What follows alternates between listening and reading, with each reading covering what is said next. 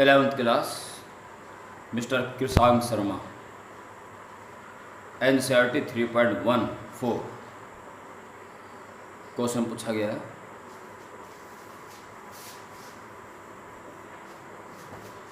जो कि ऐसा है,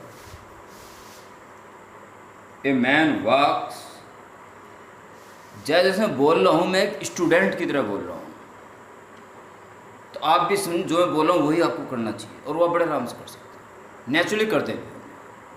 जो दिमाग में आ रहा, जो समझ में आ रहा, उसको ड्रॉ करते चले जाओ बस। अगर क्वेश्चन भी पूरा समझ में आ गया तो समझो 90% सॉल्व भी हो गया।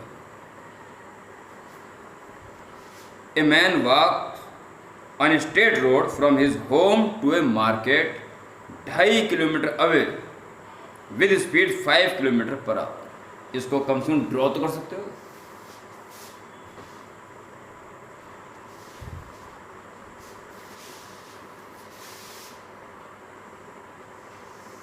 ये 2.5 किलोमीटर 2.5 किलोमीटर का फासला है होम से लेके market, home to market. Okay, दिख रहा होगा साफ साफ, बहुत बढ़िया। और ये भाई साहब गए 5 किलोमीटर पर आवर की स्पीड से। A man walks on a straight road from his home to market 2.5 kilometre away with speed 5 kilometre per hour. पहला स्टेटमेंट हमारे पूरी तरह दिमाग में आ गया और वो हमने ड्रॉ कर दिया। समझोगे कि ताकत मिल गई कि क्वेश्चन हम करेंगे और ये क्वेश्चन हमारे से होगा।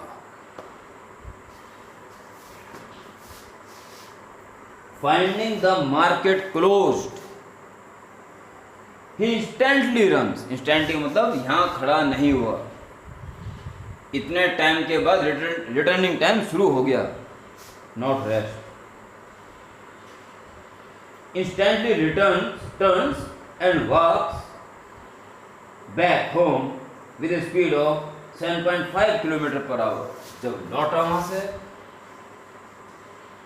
तो 7.5 किलोमीटर पर आवर थोड़ा तेज लौटा, टाइम थोड़ा ज़्यादा लगा, सॉरी स्पीड ज़्यादा कर दी तो टाइम कम लग गया, जल्दी पहुंच जाएगा। व्हाट इज द, इस बात उसकी पूछताछ शुरू हो। दो छोटी छोटी बात कही उसने। वो 2.5 किलोमीटर गया 5 की स्पीड से और आया 7.5 की स्पीड से, बस इससे ज़्यादा कुछ नहीं कहा उसने। अब उसकी पूछताछ शुरू हो जाती। पहला पार्ट जानना चाह रहा है magnitude of average velocity and average speed, ये जानना चाह रहा है। कहां से कहां तक? 3 पार्ट दिए उसने, शुरू के 30 मिनट तक, शुरू के 50 मिनट तक और शुरू के 40 मिनट तक। एवरेज स्पीड और एवरेज वेलोसिटी जानना चाह रहा है। हालांकि आपने नोट्स बनाए दिए थे काइनेमेटिक्स 1 में, फिर भी याद दिलाता हूँ। Average speed total distance upon total time, और average velocity net displacement upon total time. Okay, चलिए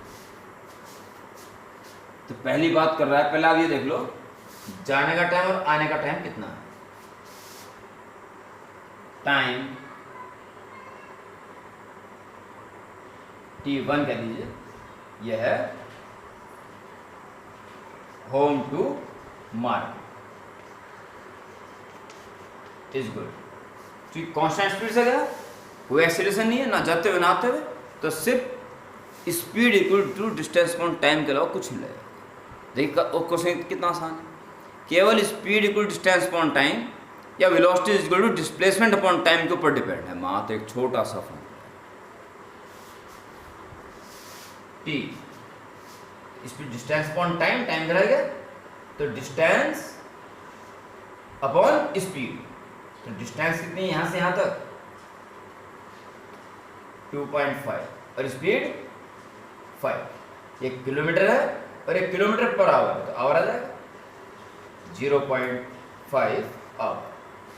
यानी आधा घंटा लगा उसे यहाँ पहुँचने में, यानी कि 30 मिनट।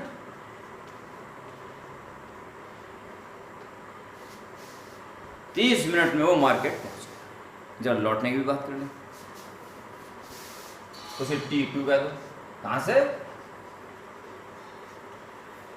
Market to home. कितनी डिस्टेंस चला वापस आते हुए भी? उतनी ही चला, परंतु स्पीड होगी इसकी 7.5। 25-75 1/3 आवर और इंटू 60 कर दो तो 20 मिनट। अभी हमने केवल इतना पता लगा लिया कि जाने में लगे 30 मिनट और लौटने में लगे 20 मिनट। ठीक है, अब हम क्वेश्चन पूरी तरह से हमारे अंडरस्टैंडिंग में आ गया। अब आप 0 to 30 मिनट के लिए, और अब हमें पता चल गया 30 मिनट में केवल वो जस्ट यहाँ पहुंचे ही पहुंचा है, यानी केवल जाने जाने मोशन की बात कर रहा है। फर्स्ट पार्ट यहां से शुरू। फर्स्ट पार्ट ए में एवरेज वेलोसिटी और पार्ट बी में एवरेज स्पीड। फर्स्ट पार्ट में पार्ट ए दिख रहा है, यहां तक रिफ्लेक्शन आ रहा है, दिख रहा है।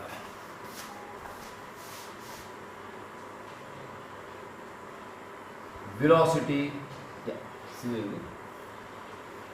पहले फर्स्ट पार्ट डाउन क्या मतलब? फर्स्ट पार्ट का मतलब है for t equal to 0 second to t equal to 0 minute to 30 minute. और आपको पता चल गया 30 मिनट तक केवल जाना जाना ही हुआ है और वो कंप्लीट हो चुका है। ठीक है, average part A, average velocity क्या थी? 5 किलोमीटर पर आवर। कांस्टेंट तो है, अगर वेरी करती तो निकालते एवरेज।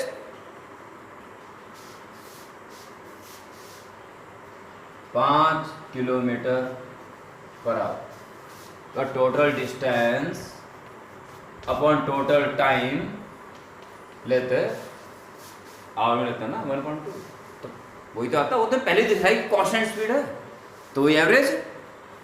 अगर बदलता है तो निकालना पड़ता है ना, तो ऑलरेडी कांस्टेंट है पहले से, तो वही एवरेज।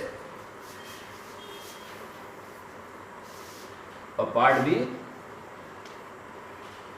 एवरेज स्पीड,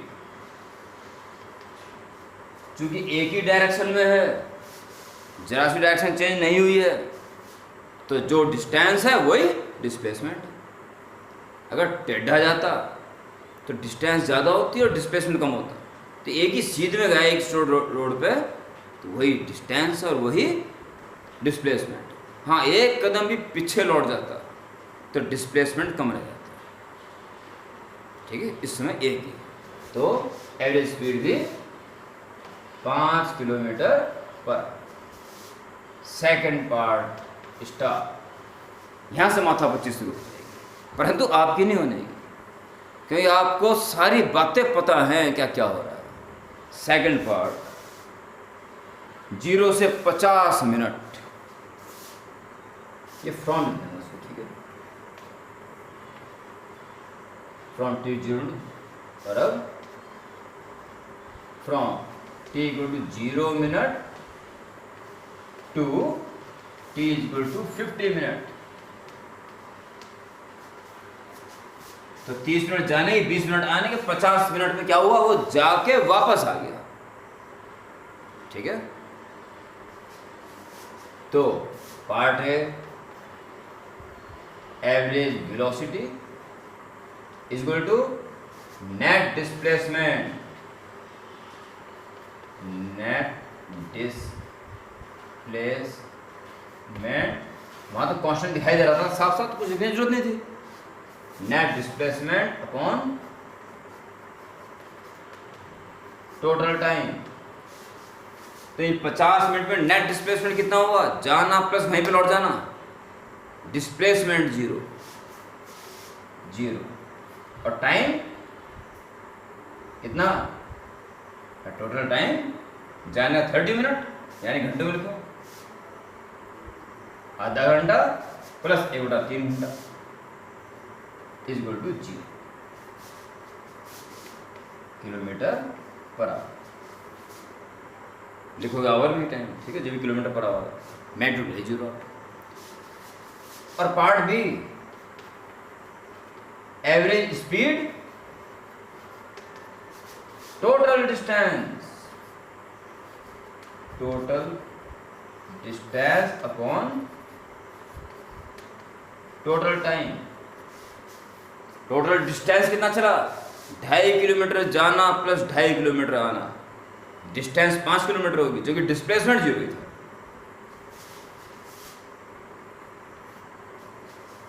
पाँच किलोमीटर, और टाइम कितना लगा, आधा घंटा जाने का और 1/3 घंटा आने का। ओके, तो यह आएगा 3 + 2 5/6, 5/6 पर पहुंच जाएगा, is equal to 6 kilometre per hour. Average speed 6 kilometre per hour की उसकी रही, यानी ऐसा माना जा सकता है कि अगर वो 5 से भागा और 7:30 से वापस आया, तो अगर 6 से जाता 6 से आ जाता तो उतने टाइम लगता। ओके, पार्ट सी में, sorry second part, third part में और ज़्यादा माथा बच्ची हो जाएगी, उसके लिए उसके अलग डायग्राम, इसलिए यहाँ तक तो मैं समझता हूँ कोई दिक्कत नहीं। चलिए थर्ड पार्ट में, पार्ट ए में एवरेज वेलोसिटी और पार्ट बी में एवरेज स्पीड निकालना। थर्ड पार्ट जो है एनसीईआरटी क्वेश्चन, बाकी बच्चे भी पढ़ लेना, पहले पढ़ लेना अच्छी तरीके से। Third part now start from t = 0 minute to t = 40 minute, 40 minute, यानी जाने में 30 मिनट प्लस 10 मिनट और। खैर ज़्यादा दिक्कत नहीं पड़ी, क्योंकि लौटने में 20 मिनट लग रहे हैं कांस्टेंट स्पीड के साथ, तो ठीक 10 मिनट में आधे भी पहुंचेगा, क्योंकि कांस्टेंट स्पीड है। इसलिए यहां था ये होम मार्केट, ये पहले ऐसे गया, 30 मिनट लग गए, और फिर 20 मिनट यहां पहुंच जाता, तो 10 मिनट में बिल्कुल आधे पहुंचा बस। ठीक है, ये तो ये था टोटल 2.5 किलोमीटर, तो इसका आधा कितना हो गया, 1.25, तो डिस्प्लेसमेंट तो हो गया 1.25, जो कि डिस्टेंस कितनी हुई, 2.5 प्लस 1.25, ये डिस्टेंस। टाइम बराबर लगा, टाइम तो 30 मिनट जाने के और 10 मिनट 20 तक आने के, 40 मिनट ही लेंगे टाइम तो, पर डिस्टेंस दिस प्लस दिस होगा और डिस्प्लेसमेंट डायरेक्ट दिस होगा, तो इतना अंतर है। पकड़ ले आराम से। Part A, average velocity is equal to net displacement upon total time. Net displacement सीधा ही आएगा बस 1.25 अपॉन टाइम 40 मिनट अपॉन 60 कर दो तो आवर। ठीक है, तो किलोमीटर पर आवर, तो 1.25 से 20 से काट दो, 20 दूरी 40, 20 दिया 60, 3 पर पहुंच जाएगा। और ये आ गया आपका 25 दिया 75 और 3 कम 3/2 इज इक्वल टू 18 दूनी 36 175 किलोमीटर पर आवर। ये एवरेज वेलोसिटी, और सर्वप्रथम भाग part B, average speed is equal to total distance upon total time. Total time तो नहीं है 40/60, बट डिस्टेंस कितनी है टोटल? 2.5 किलोमीटर प्लस 1.25 किलोमीटर, तो 2.5 और प्लस 1.25। ओके, इसे आखिरी बात यहाँ देखना, आखिरी जरूरत नहीं है।